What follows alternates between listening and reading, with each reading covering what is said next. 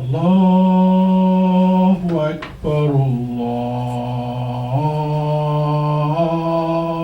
Akbar.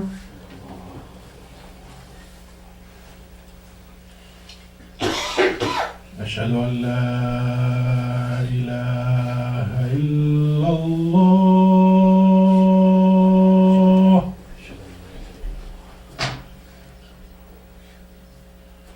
أشهد أن لا إله إلا الله.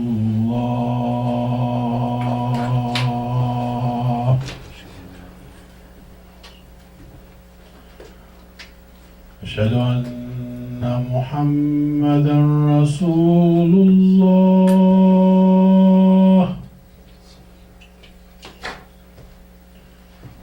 أشهد أن محمدا رسول الله.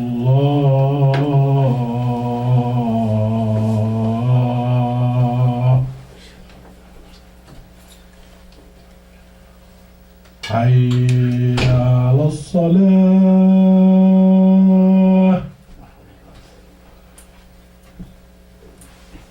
حي على الصلاة.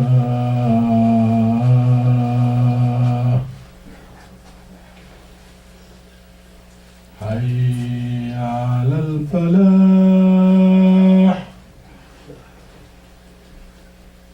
حي على الفلاح.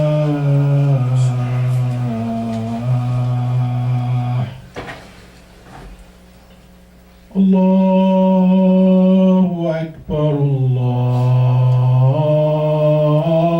أكبر. لا إله إلا الله.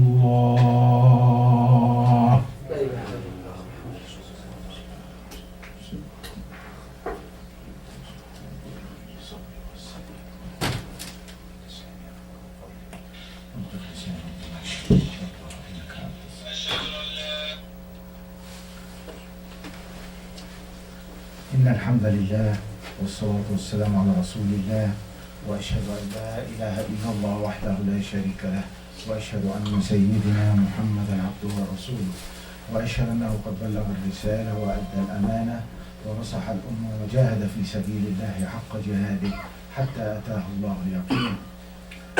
Inshallah, based on a request that I will inshallah repeat almost the khutbah that I gave last time, which it was about the introduction of the series of the Muslim home. How we build the Muslim home, what are the attributes of the Muslim home, what are the rights and obligation of every single member of the home. And to start with, why we have a Muslim home. So we will start when we know to understand any issue. We need to have a command, we need to have a understanding, a good understanding to what the terminology means, what is the term, the word mean. So we will study, inshallah, start by using the word Muslim home. It is a place where a Muslim family will reside in it, will be resident in it, in a temporary basis. For what purpose? To build the Muslim character. So what we need to know about the Muslim home right from the beginning. Number one, it is a temporary. But what is the permanent one? By Allah's grace, He will decide later. But what if this is all about, the second thing we need to know, that it is to build the Muslim character. And what is the Muslim character? So what is the attribute of this Muslim character? Inshallah, we will study these things together in this series. The attribute of the Muslim character, how to develop it and all of this. But we need to know some basic fundamental from the beginning. And we keep them aware in our head. Number one, you need to understand that the longest the childhood is known to the mankind is the childhood of the human being race. We have some species, within 15, 20 minutes, the newborn is running with the herd. In very short period of time, they can be independent. But the human being having the longest childhood. That means what? What it needed is not actually the physical development. There is something else need to be developed, which is the character. And this is why it is so long. You need to have that in mind. The second, you need to understand the development that goes in stages. Sayyidina Muhammad sallallahu alayhi wa sallam identified those stages to us. The three major stages, and I will talk about each one of them inshallah by detail in the due time. So, having that said, before we understand the attribute of the Muslim character, we need to understand how it gets developed. We all from the beginning, we were born by what it called al-fitrah, or the human being instinct. Part of the attribute of this human being instinct is what? Surviving. If you're 20 days old, not 20 months, 20 days old, a baby, and you put him in edge of a table, by the instinct surviving, that baby gonna move inside. That's scientific experiments been proven in this area. He will try to move away from the edge. There is an intuition, there is an instinct. If the human being will follow his instinct of survival till he grow up, he cannot help but to be driven by certain things. He will be driven by the pleasure. Whatever give me pleasure is good. Whatever not give me pleasure is bad. And the second worst thing you will be driven by is economy. Every one of us can go home so happy. If you go to a shopping center and you fill this car by everything in it, and you take it out and they say, have a nice day, don't pay any penny. Who will be sad? I for one will be so happy. I will accept it right away. So in life, I will try to get the maximum by giving away the minimum. And there is no way in life that you can live this way, seeking pleasure, trying to go for the maximum without violating somebody else's right. What I just described about the shopping center, it can be stealing, or some people call it shoplifting, or whatever you want to call it. But it is not right. So now we want, if you do not, and that's what is the purpose of the message is all about. The message of Islam that Allah sent it from Adam to Sayyidina Muhammad ﷺ is to take this fitrah, this instinct, and start to mold it, and start to change it, and start to develop it, and to take it through a certain cycle. How it will do that? So now we know what the instinct or fitrah mean. If this fitrah will be exposed right to the message, which is do and don't, and lawful and forbidden, and what you're supposed to believe in, and all of that, to the message, it will develop something else. What is that called? A damir, the conscious. We will have a damir. But like a terminology, we have to understand what the damir means. Damir means you are able to identify what is right and do it and stand by it according to the teaching of the Quran and Sunnah. And you know what is wrong and you stop it. You stop it and you resent it and fight it according to the Quran and Sunnah. You never justify your attitude. And you are in the third attribute is zikrillah tabarak wa ta'ala. Is you are in a state of zikr to Allah. And the most element of that zikr is what? The hope, al-raja. Hope that Allah will accept. Imagine yourself applying, submitting application for a job. What is the potential of you have this job if you just found out there are billions of people as much as you qualify as you and more already submitted to this job?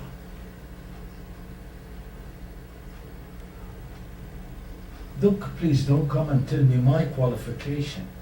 If that's what I'm going to depend on to be accepted. You hope. And that's what you need to do with Allah subhanahu wa ta'ala. To hope. That's the knowledge. So, we have the fitrah. The fitrah that plus the message, if we understand it right, we will develop the conscious. Is that the end of it? No, it is just the beginning. Now I am going to just very quickly to go through this. I want to mention hadith. Sayyidina Muhammad sallallahu alayhi wa sallam in this area he saying what? Allahumma arina al-haqqa haqqan warzuqna ittiba'ah wa arina al-batila batil warzuqna ijtinabah. Building dhamir. Oh Lord, let us know what is right and follow it. And let us know what is wrong and stay away from it. Right and wrong according to what? To what we want, or according to what you want? According to what you want. And also there is another hadith, to make it very short because I will talk inshallah about it in due time. When Allah subhanahu wa Sayyidina Muhammad sallallahu alayhi wa sallam in selecting your spouse, he said what? To make it short, تربت يداك بذات الدين. There are so many categories to select women from, but take only one category, which is what? The one who has a deen. Why she has a deen? Because she has a conscience. And what is the conscience? Minimum requirement. Minimum requirement. Imagine you have a spouse, the only thing that they have in their souls, self-centers, and to get the maximum to Mr. Number or Mrs. Number 1. You are gone. There is no family. There is no give and take. Now, we have the dhamir plus the message. What we're going to have? We're going to have what it called al-amal al-salih, the good deed. Now you know what is wrong, and you know the consequence, and you know what is right, and you know the consequence, so automatically you find yourself doing what? Eliminating the bad, which is amal salih, and doing the right thing, which is amal salih. But the amal salih itself got characteristic, has a certain requirement. I will go very quickly through them. Number one, the intention must be to please Allah. If you are a billionaire, you can spend a couple $1 million building a hospital. It makes me look good, or tax deductible. Is that good? It is good, no big, no question. Is it amal salih? No. Amal salih, that means the intention to please Allah subhanahu wa ta'ala. And it is in the lawful, and it is followed by hope of acceptance. Hey, look, I built this hospital. There is no hope of acceptance here. You are dealing with that issue as if you are dealing with the bank. You owe me. No, that attitude is not a religious attitude. The religious attitude, قل إن صلاتي ونسكي ومحياي ومماتي لله رب العالمين. Say, إن صلاتي, my prayer, my rituals, my life, my death, everything to who? To Allah subhanahu wa ta'ala. So we started to have al-amal al-salih. Al-Amal al-Salih, the good deed, now I'm in the direction. Now I have the map, plus the message again. And you see every time I'm saying the message again, and I keep on, because what is the message? And that's what the whole thing is all about. In so many different levels, the same Quran, the same surah, the same hadith, you will see them different. You will hear them different, you will understand them different, and you will apply them different. Then they are the same. So when you come and say, I studied the Quran and I finished, or I studied the Sunnah and I finished, you got a big problem. That's not chemistry or biology or mathematics. That is an ongoing user guide to the last breed that you have. You are learning and acquiring and getting trained by the message. So al-amal al-salih, the good deed, plus the message again, what it will develop, makarim al-akhlaq, the ethics. Makarim al-akhlaq here, that means you start, part of this makarim al-akhlaq is that you start to trial yourself. Try to evaluate yourself. It is not what I want. It is what Allah wants. Did I do that right? Wrong is wrong. I did wrong. No explanation. Correct it and keep going. Don't argue about it.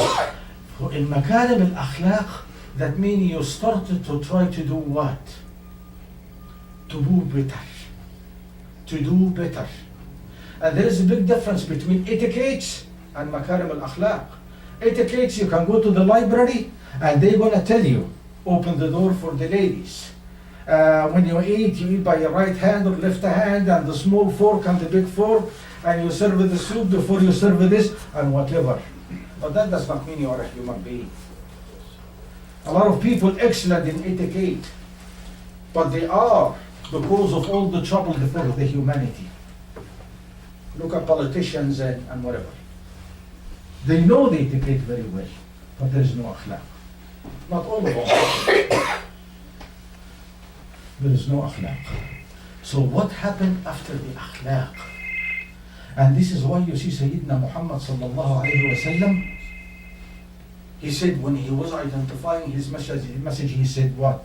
إِنَّمَا بُعِثْتُ لِأُتَمِّمْ مَكَارِمَ الْأَخْلَاقِ. My mission is what? To help you to develop and to perfect your manners. When Allah subhanahu wa ta'ala was describing Muhammad sallallahu alayhi wa sallam, he said what? You are the best abid, you are the best submitter, you are the best servant. He said what? وَإِنَّكَ لَعَلَى خُلُقٍ عَظِيمٍ. وَإِنَّكَ لَعَلَى خُلُقٍ عَظِيمٍ. So the ultimate here is what? The development of this خُلُقٍ عَظِيمٍ. And that's what the whole thing is all about. Okay. Now you see, patience is a خُلُقٌ عظيم. Forgiveness is a خُلُقٌ عظيم. Giving others and sharing is a خُلُقٌ عظيم. And that is that type of things you cannot develop, or you can buy it, from the shelf, from a grocery store. That's you have to develop all your life. All your life, you are in a trial of doing it. And that's what you need the family for. And that's what you need a Muslim home for. Okay, now we have makarim al-akhlaq. Is that the end of it? No. That's not the end of it. After makarim al-akhlaq, add to the message, it will develop something you call al-inqiyad. Al-inqiyad, it means what? The submission to the will of Allah subhanahu wa ta'ala. Now I can offer you an offer. You can say, let me think about it. And yes, you're right. When you say, let me think about it, What you gonna do? You're gonna wait. Is there anything in it for me or not? Benefit or not? What am I getting out of it? If I'm not getting anything out of it, I don't care if it is right or wrong. I'm not getting anything. I'm gonna let go. But in this stage, no. Listen to I hope that we all will extensively study the history of Sayyidina Ibrahim alayhi salam. After all of that, he already went through the Iman, went through the miracles, went through whatever evidence and a trial and turbulence. وَإِذْ قَالَ لَهُ رَبُّهُ أَسْلِمْ قَالَ أَسْلَمْتُ لِرَبِّ الْعَالَمِينَ. This stage. That means what? Ya Allah, there is no more Ibrahim.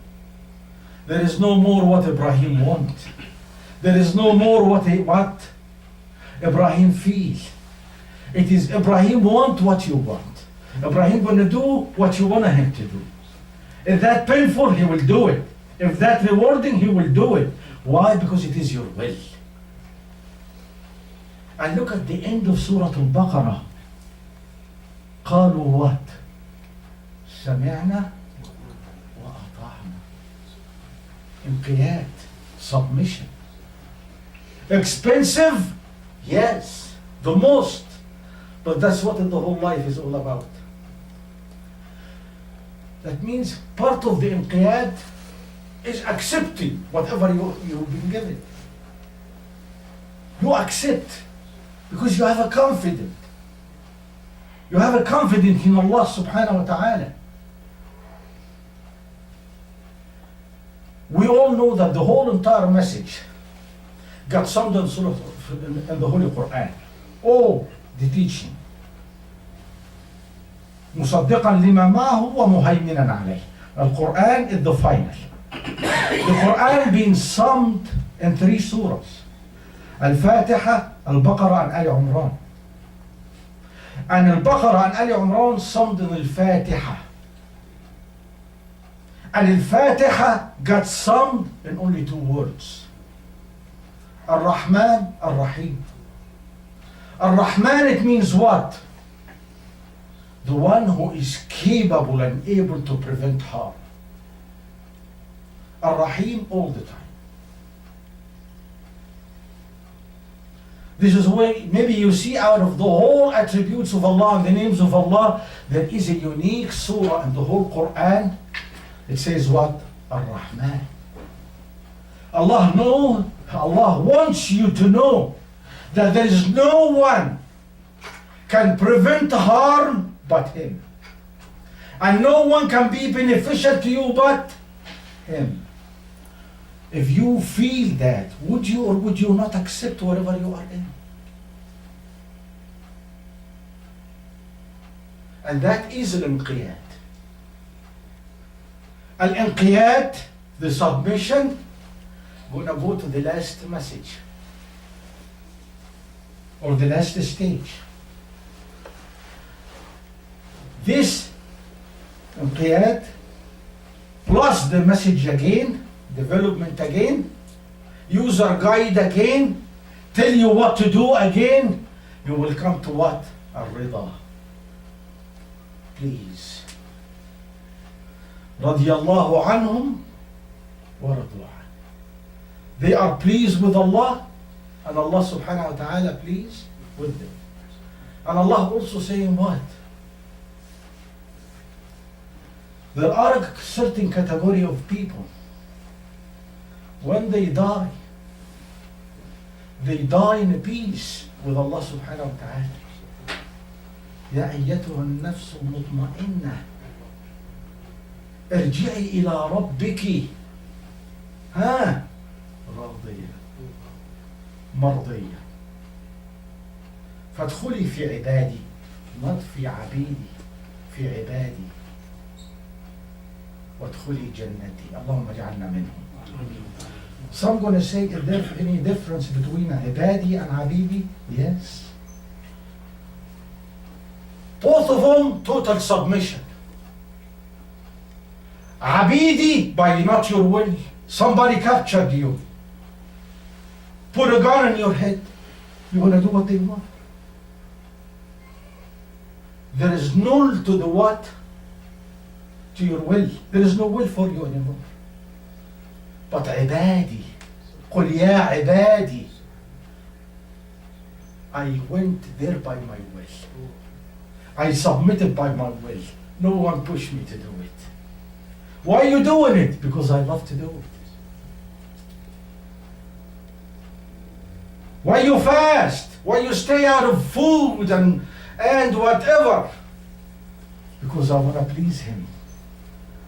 Did anybody put a gun in your head to fast? No. So you came by your own will. You came by your own will. Hoping for what? Acceptance. These are the stages that they're supposed to the human character supposed to develop. And this development, it needs shelter, and it needs role models, and it needs waking up, training, and education. It needs all of that, and that is all will be done only where? From the Muslim home. The series will take some time, inshallah. But the most important thing is now today you have the commitment, inshallah, that you will make your home a Muslim. Let us seek from Allah subhanahu wa ta'ala forgiveness and guidance. And ask Allah subhanahu wa ta'ala to bless our guidance and forgive all our sin and all our mistakes and all our shortcomings. And guide us according to the teaching of the Quran and the teaching of Sayyidina Muhammad sallallahu alayhi wa sallam. So we can live in peace and we can die in peace, and in the hereafter we will be in peace and will be among the companion of Sayyidina Muhammad sallallahu alayhi wa sallam in paradise.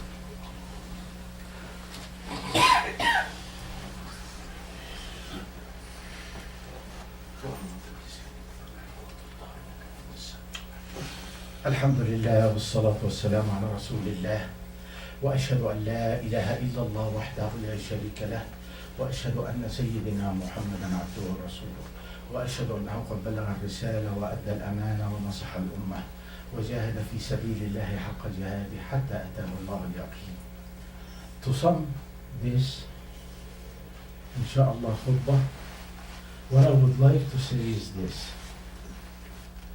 When Allah subhanahu wa ta'ala sended you somebody else in a form of a spouse or in the form of a child or even in the form of a parent residing with you or whomever reside with you, it came with him or with her a message. What did this message? It says, I trusted you. With that being to help him to qualify to my mercy. I am giving you innocent soul and I'm telling you what to do with it. Sayyidina Muhammad sallallahu alayhi wa sallam saying, كَفَى بِالْمَرْءِ إِثْمًا أَنْ يُضِيعَ مَنْ يَعُولُ. There is no crime, there is no sin more than you support or you provide for some people, who the provider is Allah subhanahu wa ta'ala, or a people in your companion and custody, and they go stray. Have the intention to build the Muslim home. Have the intention, which you imagine the Salihin, they come to your home, when they need to pray, they will find a place to pray. They are not going to feel isolated or a stranger. Let everybody knows your home from the zikrillah in it. We all have recorders, we all have tapes, we all have CDs, we all have MPs, we all have the whole entire thing. I am not pointing my finger to anyone. Are we dedicated sometimes to listen to the Quran in our home? And if we don't, how our children will do?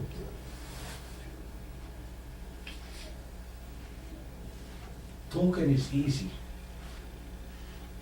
Sayyidina Muhammad, I'm going to finish the khutbah by saying Sayyidina Muhammad alayhi salatu wassalam divided his day to three. Three segments.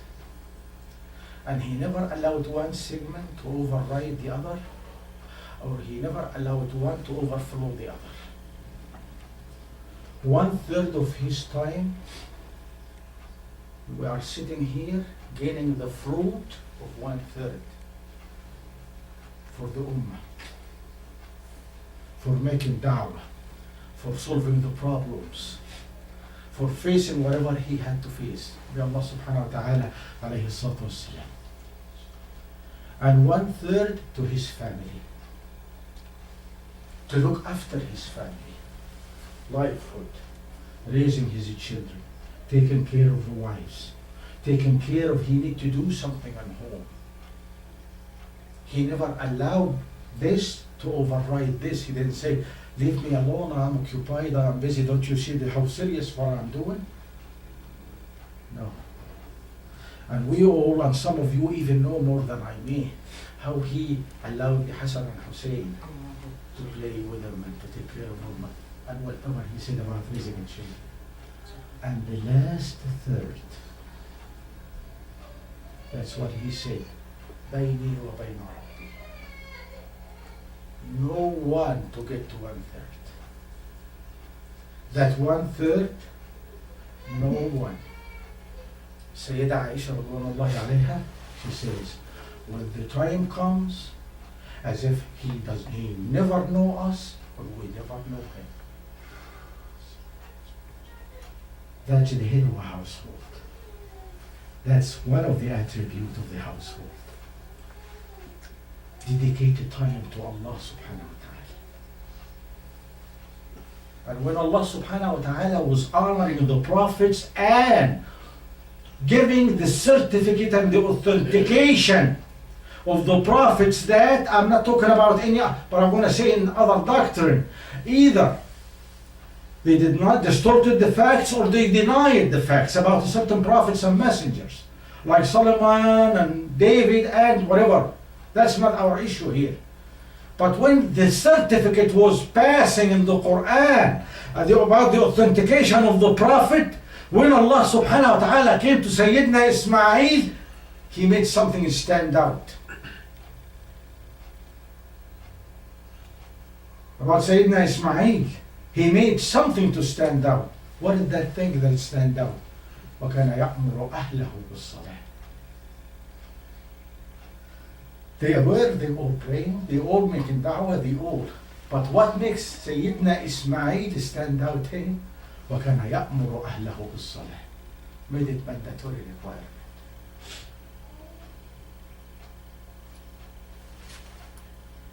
I hope inshallah that today gonna be a beginning, that we all will go back and try to heal our homes, and go back and try to build our homes.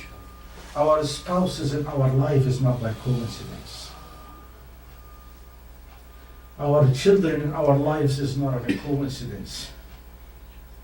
There is a يا بني لا تشرك بالله إن الشرك لظلم عظيم. Man advising his son. Let us go back and let us start by stopping the wrong things that we know it is wrong from our home. And let us seek from Allah subhanahu wa ta'ala forgiveness and guidance and blessing. And ask Allah subhanahu wa ta'ala to give us the right conscience and make us give us the makarim al-akhlaq and give us the submission and help us inshallah to be among the best believers inshallah ta'ala, and help every and each one of us to be a da'i and make a da'wah in his own home or in her own home inshallah. And ask Allah subhanahu wa ta'ala to give us the wisdom and the courage to study the teaching of the Holy Quran and the teaching of Sayyidina Muhammad sallallahu alayhi wa sallam and apply them in our life, so we can live in peace and we can die in peace, and inshallah we will be in peace in this life and in hereafter. عباد الله قولوا لا إله إلا الله تفلحون. عباد الله، إن الله يأمر بالعدل والإحسان وإيتاء ذي القربى وينهى عن الفحشاء والمنكر والبغي يعظكم لعلكم تذكرون. واذكروا الله يذكركم ولذكر الله أكبر والله يعلم ما تصنعون. وأقم الصلاة.